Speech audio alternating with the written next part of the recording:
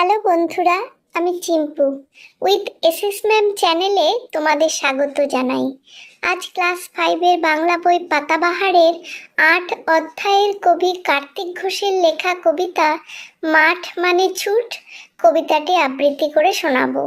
পরের ভিডিওতে হাতে কলমের সমস্ত প্রশ্ন উত্তর এসএস ম্যামের কাছে থেকে জেনে নেব।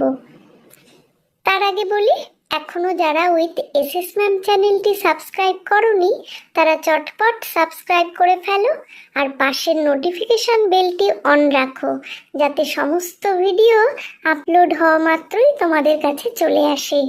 আর লাইক ও শেয়ার অবশ্যই করো। চলো তাহলে শুরু করা যাক।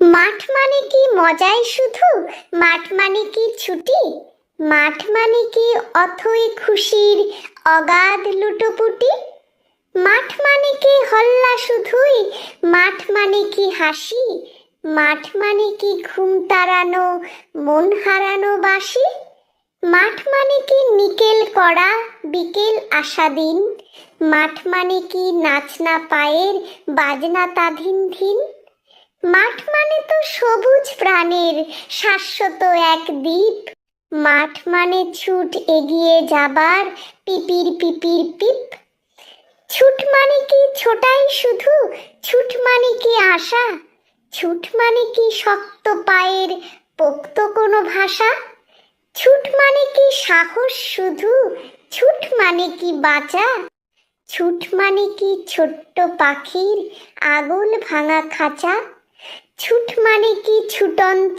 আর ফুটন্ত সব প্রাণী, 7টি সবুজ সমুদ্রের ঢেউকে ডেকে আনি, ছুট মানে তো জীবন এবং ছুট মানে যে সোনা, ছুট মানে কি ছুটেই দেখো আর কিছু বলবো না।